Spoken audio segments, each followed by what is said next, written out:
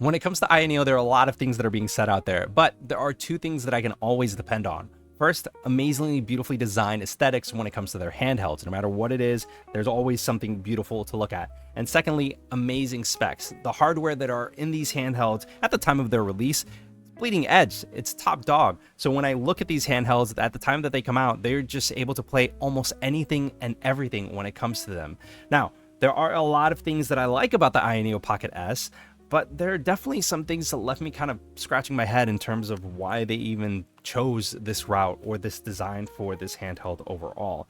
But that being said, right from the get-go, it's been a beautiful experience with the Ayaneo Pocket S. And right then and there, as you're unboxing the Pocket S, the first thing that you're going to notice is that there's a little piece of foam that's protecting the handheld itself. But once you take it off, there's the Ayaneo Pocket S, and it's absolutely gorgeous. It feels a lot similar to the Nintendo Switch Lite in terms of sizing. Weight's it's very heavy in comparison, but regardless, you get a USB-C to USB-C cable that's in there to help things charge, a quick start guide to learn the ins and outs of the AyaSpace app, and then the pre-order came with the Pocket S ergonomic case. So I kind of like it because the backside of the Ayaneo Pocket S is pretty much flat, and this has all of the cutouts that are necessary for all of the I/O, as well as the venting for the cooling system that is in there as well. So you get a lot of functionality with it, and like I said, it just fits snug right in there.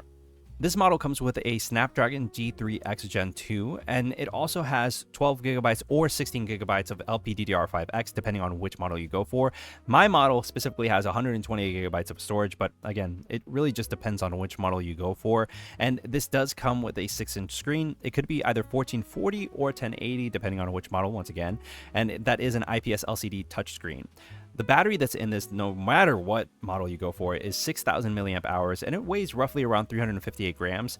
It has Wi-Fi 7, Bluetooth 5.3, and DP 1.4. That's DisplayPort 1.4, which is supported through the USB port on the bottom. And this is running Android 13. I will say that the triggers and the analog sticks are Hall sensing, but I'll talk a little bit more later on in the video in terms of problems that I ran into with it.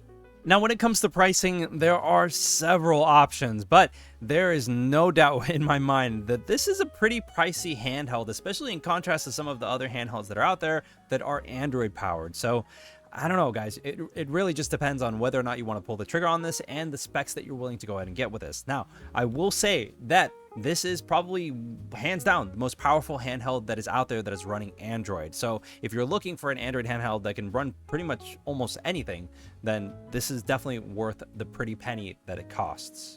All right, when it comes to this handheld overall, I mean, the build quality is fantastic. It feels really good to be able to go ahead and game on this, but there are a couple of qualms that I don't like. First off and foremost, this thing is a fingerprint magnet. I'm constantly having to wipe this down, and I get it. It's that nice, beautiful, reflective aesthetic that's nice, but I wish that the rest of the handheld wasn't as much of a magnet when it comes to fingerprints. So it's definitely nice to have, it's nice to look at, but the moment that you start using it, you're going to get fingerprints everywhere. Now, with that being said and done, the build quality is very nice. I do like it. I don't like the fact that it's not too ergonomic, and I'll talk a little bit more about that later on.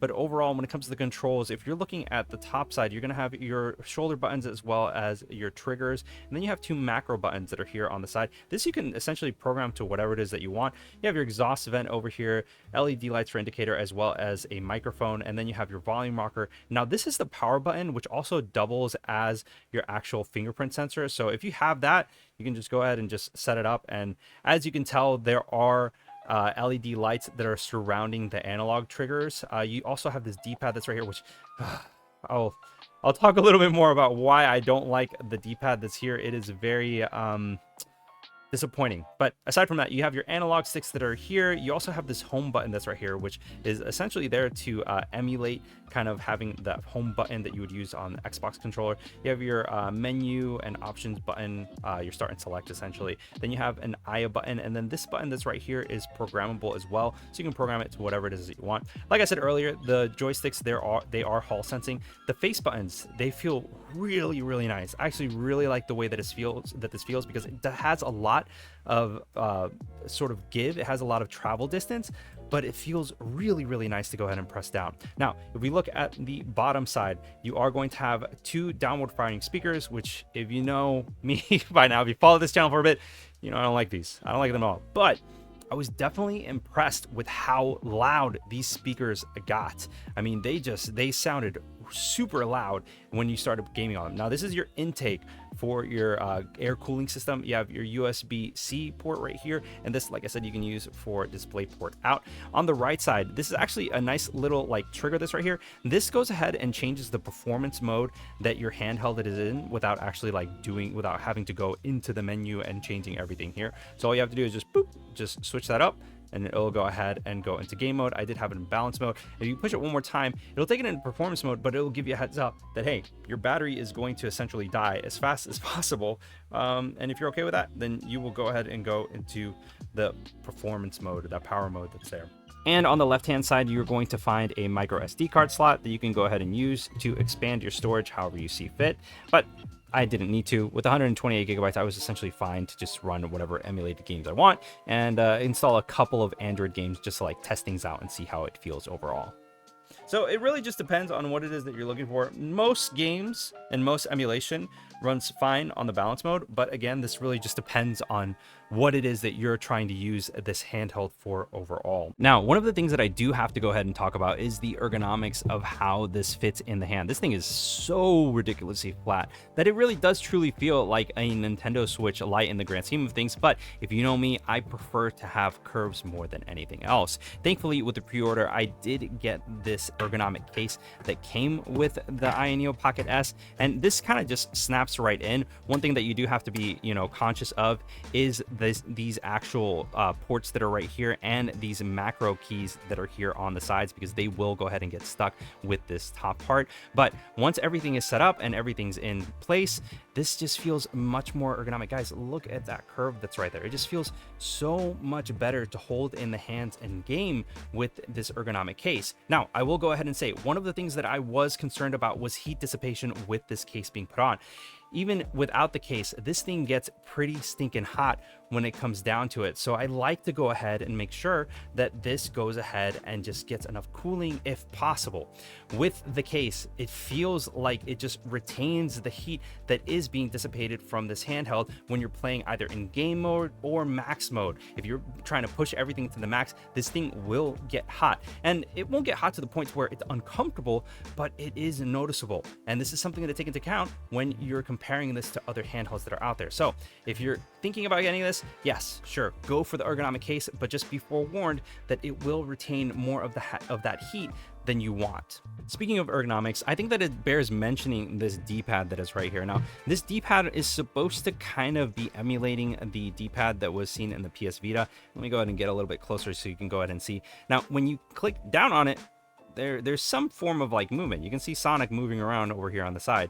But if I push down, there's literally no movement at all whatsoever. It essentially registers it as up, and I can kind of force it, but there's so little pivot that's here that it kind of just bears a lot to desire in terms of actually having proper inputs. So there's I don't know, this is trying to be kind of like the PS Vita, but it ain't cutting it for me.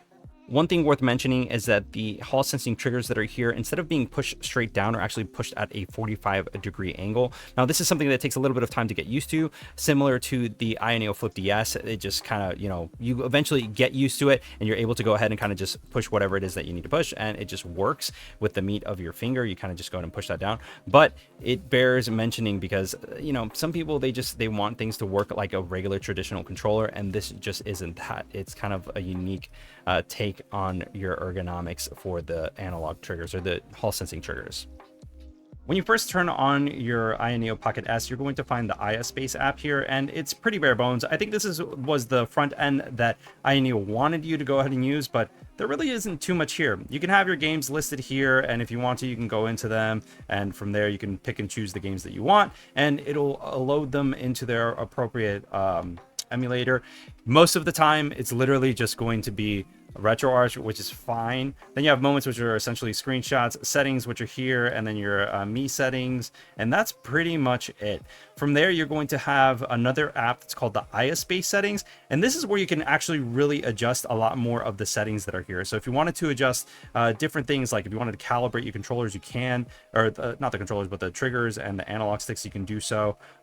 There's an array of different options that are here. It really just depends on what it is that you want to do, but even still, even with all of this being here, it's pretty bare bones. Now, me personally, I don't know if you already saw it or not, but I prefer to actually use the emulation station, just because that front end is preferable for me. Now, in order to get this, you do have to be a Patreon member onto their Patreon. A free option is Daiji Show, which does a pretty good job. All you have to do is just use that to point it to wherever it is that you want to go. But from there, everything's pretty straightforward. And if you want to, you can set up different themes for whatever it is that you want. So it's pretty nice in my opinion. There are some instances where you have to, download the appropriate emulator in order for games to run properly. But once it's there, you can pretty much jump right in. It'll go ahead and load it in, and it'll take it to whatever it is that you want to go ahead and run. So from there, it'll boot up, and it just runs as it should, which is absolutely awesome. I absolutely love this thing that it can go ahead and do all of these things. Now, obviously, there are some instances where, you're going to run into a few bugs here and there, but for the most part, everything runs great. You never have to worry about anything, and from there, it's pretty much go, go, go.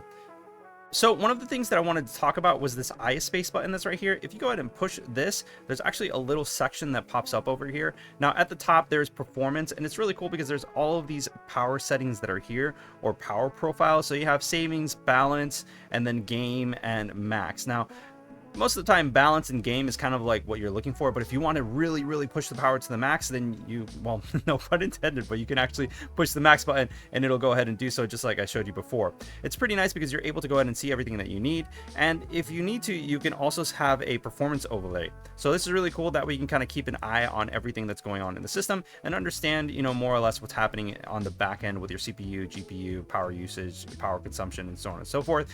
Now, there is a controller option that's here, and it's actually pretty freaking cool. I actually really like this because not only do you have multiple different settings that are here, but one of the things that I did want to go ahead and showcase is that there are some games that don't have controller support by default, and that's where you're going to go to configuration, and then you have this overlay that pops up. Now, if you want to add a specific overlay, you can do so just by having it wherever. So if you want to push and map this specific button right here to X or Y or B or A or whatever, you can do so. Now there's several options, not just LB, cancel. You can do whatever it is that you want through here. So there's plenty of options that are here, and once you have this set up for each and every single game that's here, everything kind of just runs as it should. It's pretty convenient. I really like it, and everything just runs great. So if you want to play Genshin Impact kind of how you would on your PlayStation or your PC, then you can do so without any issues at all. The same thing works for literally any sort of game that has touch controls that you want to map out to specific buttons on this handheld. It's pretty convenient, if I'm honest with you, and definitely a feature that I highly recommend. Now, on top of that, there is handheld settings, which is kind of more of like a power profile and kind of like seeing everything that's here, so you can toggle all of your Bluetooth, your Wi-Fi, RGB lighting, and so on and so forth if you want to. There's also different widgets that are here. I haven't found a way to actually customize this, so this is pretty much all we get, and that's that. And then there's settings that are here, so if you want to go ahead and go into the update options as well as the handheld settings, you can do so. And then there's the Android system settings that are right here as well. But it's pretty convenient. I do like it. I wish that it was a little bit more robust when it comes to like the widgets, but that's just me. And then, like I said, if you go ahead and hold this down, it'll take you to your home profile, which is actually really the AyaSpace app. And then from there, if you want to switch back, you can do so relatively easy by using that AyaSpace app and seeing the apps that are here that are still active. Now, in terms of size and weight, this is definitely something that is up to you, but looking at the weight of itself, it feels like this is something that is almost passable in terms of an actual handheld that you can travel with you. But because of the protruding analog sticks that are here, it kind of bears mentioning that this is going to pick up dirt and lint whenever you put it in your pocket. And depending on how deep your pocket is, you might not even be able to fit this. So this is something, the more that you're going to put it into a backpack, or I don't know, kind of like a bag that you would take with you. But in the grand scheme of things, this is definitely something to take into account depending on what you're looking at doing with this handheld. Now, when it comes to the speakers on this handheld, I'm actually very surprised at how well this sounds. Now, me personally, I'm not a big fan of downward firing speakers. I've mentioned that in the past and earlier on in the video. And the reason being is because that audio that's supposed to be going into your ears is going into a different direction. If you're facing something, you want it to essentially come towards you when it comes to the audio. Now, if it's going elsewhere, you're going to lose audio quality, you're going to lose audio clarity, and just overall, it's going to not sound as good as it would if it was going straight into your ears. Now, that being said, I was really impressed at how loud these got and how clear they were for them being downward firing speakers. So I guess it is depends on what it is that you're looking for scenario. In terms of Bluetooth connectivity and everything like that, I paired it with my Sony WM, whatever the heck these are, and they work just fine. The XM5s, they work absolutely amazing when it comes to this. So audio, in terms of that, had no issues at all whatsoever. But I will go ahead and say that I wish that they were front-facing speakers. That's without a doubt. I wish that it was that, but I understand, especially looking at the design of this handheld, that the forward-facing speakers just wouldn't work with that glass front that's there. The screen on this thing is absolutely immaculate. Now, the caveat is that this is a 1440p screen and not the 1080p screen, but regardless, it is absolutely beautiful. All the colors are vibrant. The dynamic range of the brightness of the screen is actually kind of crazy. So if you want to play games on this handheld in bed next to your significant other, you can do so at a low enough brightness to where it won't even bother them. But if you are out and about, you can knock this up and you don't really have to worry about anything in terms of the screen. It's just beautiful, and that color accuracy that's there, which I myself personally, I look at color accuracy, is awesome. You don't really have to worry about anything. It just looks really great when it comes to the colors that are being represented on the games that you're running. When it comes to playing games on the Ayaneo Pocket S, there really isn't much left to be desired. I mean, guys, there's just so much power that is packed into this handheld that it can play literally anything that you throw it. I mean, 8-bit, 16-bit, 32-bit, I mean, everything all the way up to the 6th generation works fine. And the only reason it's all the way up to the 6th generation is because there just aren't applications that are out there to emulate anything beyond that, aside from Yuzu, and we all know what happened with that. But regardless, I digress. It's just, there's so much power in this handheld that you don't really need anything else aside from this. And like I said, the biggest thing that's holding it back are the fact that there aren't apps that are there to run the games that you want to run that are beyond that.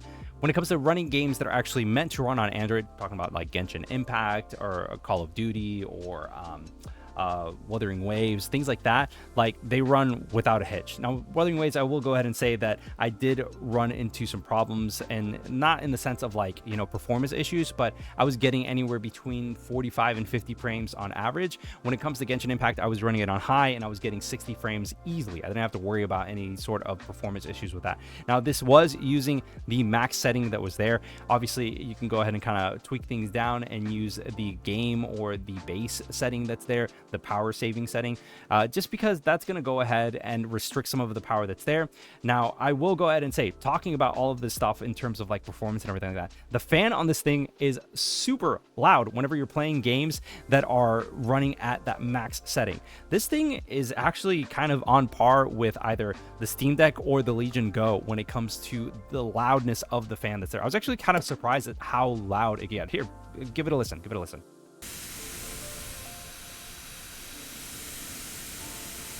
See what I'm talking about? That thing is absolutely loud.